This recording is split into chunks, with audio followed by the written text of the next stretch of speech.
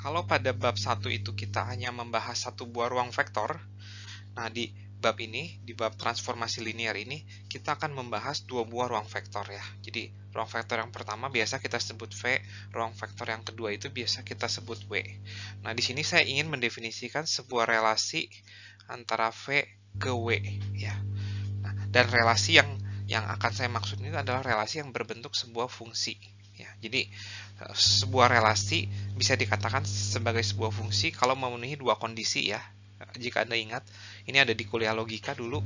Jadi relasi yang berbentuk fungsi itu adalah, jadi untuk setiap elemen di V ada W sehingga FV sama dengan W gitu ya. Relasi si V adalah W gitu. Terus kondisi yang kedua itu untuk setiap V elemen V besar hanya ada satu W sehingga FV sama dengan W gitu ya. Jadi si V itu, setiap elemen di V itu hanya boleh punya satu teman, dan setiap elemen di V itu harus punya teman gitu ya. Jadi dengan kata lain mengatakan itu. Jadi kondisi pertama itu mengatakan setiap elemen di V harus punya teman di W, dan temannya itu cuma boleh satu, nggak boleh dua gitu ya. Nah, sifat relasi yang seperti ini bisa dikatakan sebagai sebuah fungsi atau sebagai sebuah map atau pemetaan ya. Atau yang sering kita pakai itu sebagai sebuah transformasi. Jadi ini adalah definisi yang sama nih. Fungsi, map, atau transformasi itu adalah kata yang sama, sinonim. Nah, selanjutnya kita akan membahas apa itu transformasi linear. Nah, berikut adalah definisi dari transformasi linear. Jadi, settingnya itu adalah V dan W itu adalah ruang vektor atas lapangan yang sama ya. Jadi mereka harus punya lapangan yang sama. Ya, biasanya R sih. Nah, terus kita punya sebuah transformasi, ini transformasi dari V ke W. Ya, itu adalah sebuah fungsi ya, ingat. Jadi syarat pertamanya itu dia adalah sebuah fungsi, dan kemudian dia harus memenuhi kedua kondisi ini nih. Ya.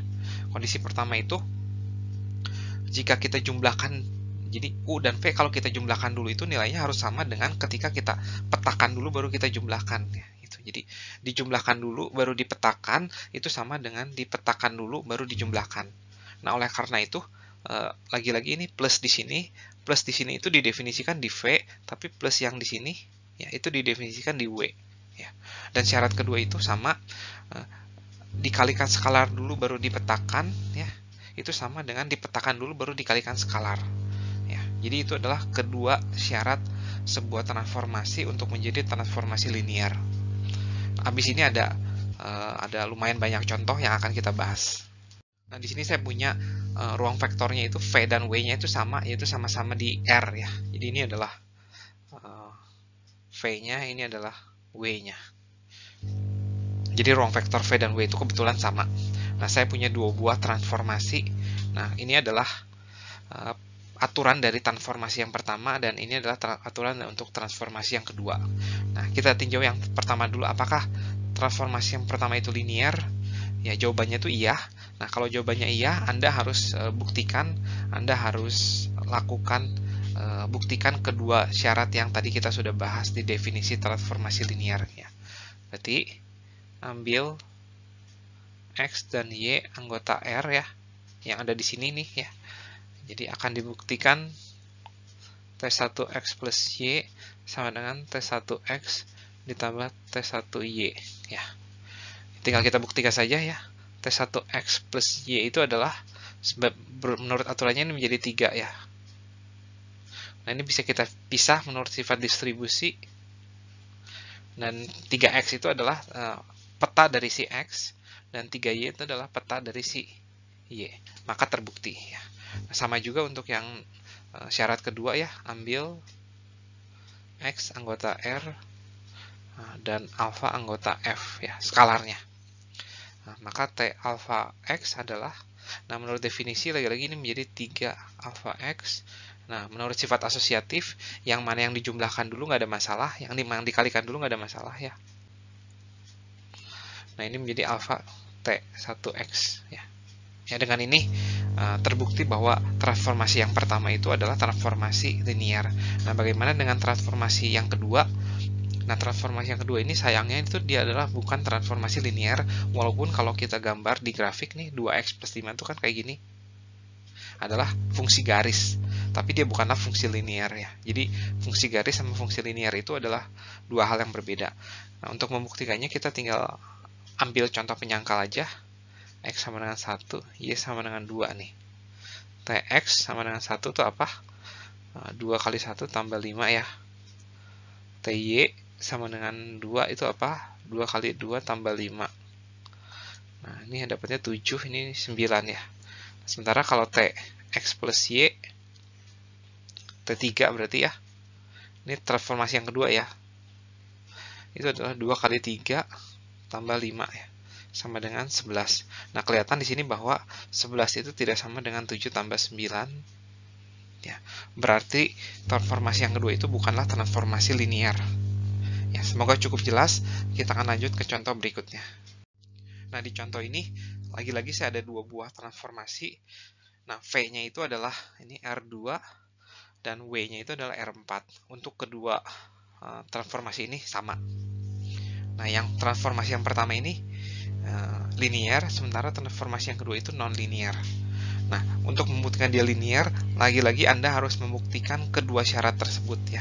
Jadi buktikan ya, akan dibuktikan R1 X Y ya, ditambah PQ misalkan, ini sama dengan R1 X Y ditambah R1 PQ ya.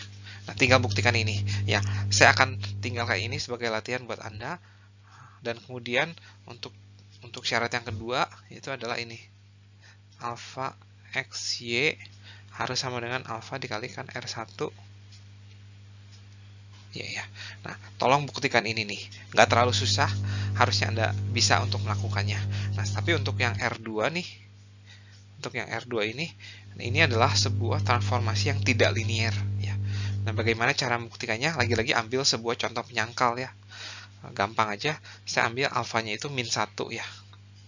Dan XY-nya apa aja lah, 1, 1 lah misalkan ya. Yuk kita coba nih. R2 dari 1, 1 dulu apa ya. Peta dari 1, 1 itu apa? Yaitu adalah 1, 0, 1, 2 ya. Terus kalau kita kalikan nih, alfa dikali XY itu hasilnya adalah min 1, min 1 ya.